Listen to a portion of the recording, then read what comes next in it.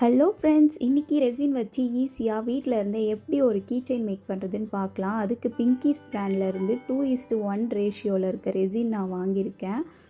2:1னா ஒன்றும் இல்லை, 2 ஸ்பூன் நீங்கள் ரெசின் போடுறீங்கன்னா 1 ஸ்பூன் வந்து ஹார்டனர் மிக்ஸ் பண்ணுற மாதிரி இருக்கும். ஃபர்ஸ்ட் பாட்டில் பின்னாடி இருக்க இன்ஸ்ட்ரக்ஷனை கேர்ஃபுல்லாக படிச்சுக்கோங்க. உங்கள்கிட்ட வெயிட் மிஷின் இருந்ததுன்னா நீங்கள் வெயிட் மிஷின் வச்சு ஈஸியாக மெஷர் பண்ணிக்கலாம். நான் ஃபர்ஸ்ட் டைம் பண்ணுறதால கப் வச்சு மெஷர் பண்ணிக்கிறேன். இப்போ நான் 2 கப் ரெசின் 1 கப் ஹார்டனர் மிக்ஸ் பண்ணிக்கிறேன்.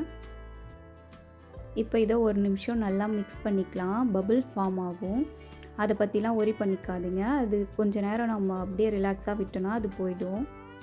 இப்போ மிக்ஸ் பண்ணதுக்கப்புறம் ஒரு 5 மினிட்ஸ் நான் அந்த ரெசினை ரெஸ்ட்டில் விட்டுட்டேன். இப்போ நான் இன்னொரு கப்பில் கொஞ்சமாக ரெசின் ஆட் பண்ணிவிட்டு அதில் கலர்ஸ் ஆட் பண்ண போகிறேன். என்கிட்ட இப்போது பிங்க் கலர் மட்டும்தான் இருந்துச்சு, அதனால் நான் லைட்டாக ஒரு பிஞ்ச் அளவுக்கு பிங்க் கலர் மட்டும் ஆட் பண்ணிக்கிறேன். இன்னொரு கப்பில் நான் கொஞ்சமாக சில்வர் ஃப்ளிக்ஸ் ஆட் பண்ணிவிட்டு அது கூட கொஞ்சமாக கிளிட்டர் ஆட் பண்ணி மிக்ஸ் பண்ணிக்கிறேன். இப்போ அந்த பிங்க் கலர் கப்லேயும் கொஞ்சம் கிளிட்டர் ஆட் பண்ணி மிக்ஸ் பண்ணிக்கிட்டால் கொஞ்சம் ஷைனிங்காக அழகாக இருக்கும். கலர்ஸ் நல்லா மிக்ஸ் பண்ணதுக்கப்புறம் 1 மினிட் ரெஸ்ட்டில் விட்டுட்டு அந்த ரெசினை எடுத்துக்கலாம். இப்போ என்கிட்ட ஆல்ஃபபெட் மோல்டு இருந்துச்சு, அந்த மோல்டில் சேம் டைமில் 2 கலரும் படுற மாதிரி நம்ம ஊற்றி ஃபில் பண்ணிக்கலாம்.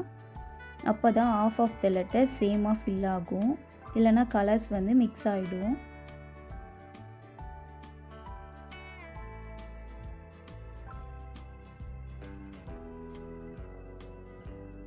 இப்போ எக்ஸ்ட்ரா எங்கேயாவது கலர் வந்து இருந்துச்சுன்னா அதை வந்து நீங்கள் கரெக்ட் பண்ணிக்கோங்க. மேலே கொஞ்சம் கிளிட்டர் ஆட் பண்ணி நான் இன்னும் கொஞ்சம் டெக்கர் பண்ணிக்கிறேன். இப்போ மீதி இருக்க கலரை நான் கே ஆல்ஃபபெட்டில் ஊற்றிக்கிறேன். இது நான் சிங்கிள் கலரில் தான் பண்ணுறேன். அது மேலேயும் கொஞ்சம் கிளிட்டர் ஆட் பண்ணிக்கிறேன்.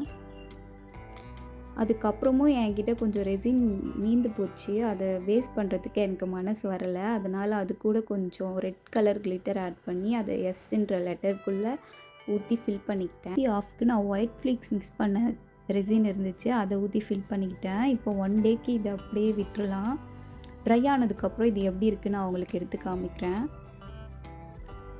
ஃபர்ஸ்ட் டச் பண்ணி பாருங்கள் ட்ரை ஆகிருக்கா அப்படி சொல்லிவிட்டு. ட்ரை ஆகலைன்னா இன்னும் கொஞ்சம் நேரம் கூட நீங்கள் விட்டு ட்ரை பண்ணிக்கலாம். எனக்கு 1 டேலே நல்லா ட்ரை ஆகி அழகாக வந்துடுச்சு.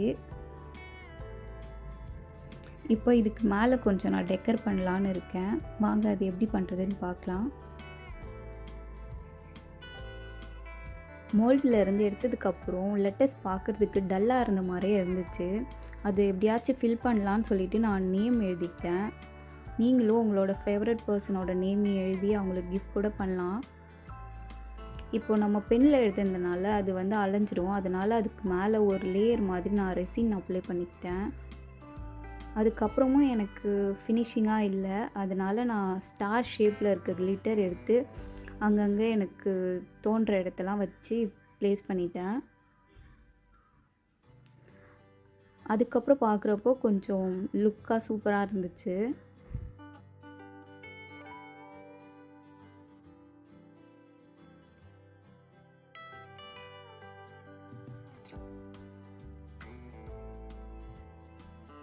எம் லெட்டரும் கொஞ்சம் ஒரு மாதிரி ப்ளைனாக இருக்க மாதிரி ஃபீல் ஆச்சு, அதனால் நான் ரெசின் எடுத்து அப்ளை பண்ணிவிட்டு ஸ்டோன் வச்சு ஒரு சைட் ஃபுல்லாக அப்படியே ஃபில் பண்ணிக்கிட்டேன். அது நான் நைட்டில் வீடியோ எடுத்ததுனால சரியாக தெரியல, நான் மார்னிங் எப்படி இருக்குன்னு உங்களுக்கு காமிக்கிறேன்.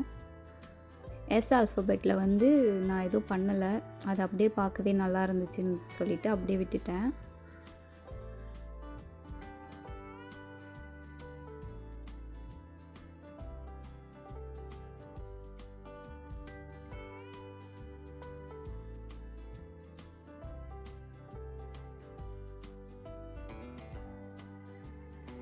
ரெசின் பண்ணுறப்பெல்லாம் எக்ஸ்ட்ரா வரது நான் இந்த இயர்ரிங் மோல்டில் ஊற்றி ஃபில் பண்ணிப்பேன். அதை கீச்செயின் மேக் பண்ணுறப்போ சைடில் அட்டாச் பண்ணிட்டா சூப்பராக இருக்கும். இப்போ நான் கீச்செயின் வந்து கீரிங்குள்ளே இன்சர்ட் பண்ண போகிறேன். அதுக்கு இந்த மாதிரி கீச்செயின் ரிங்கு, அப்புறம் வந்து ஜம்ப் ரிங் பெருசாக ஒன்று, குட்டியாக 2 எடுத்துக்கிறேன்.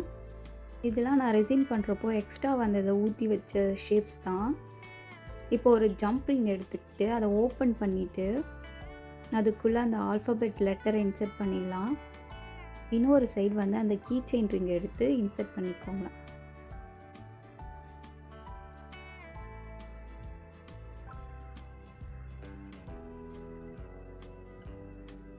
இப்போ 2 எட்ஜஸையும் அந்த டூல் வச்சு நல்லா டைட் பண்ணி விட்டுக்கலாம்.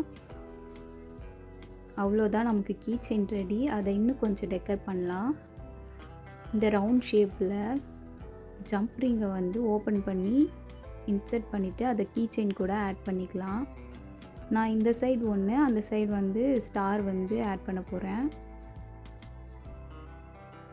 அதை நல்லா டைட் பண்ணி விட்டுக்கலாம். அப்போ தான் கீழே விழாமல் இருக்கும்.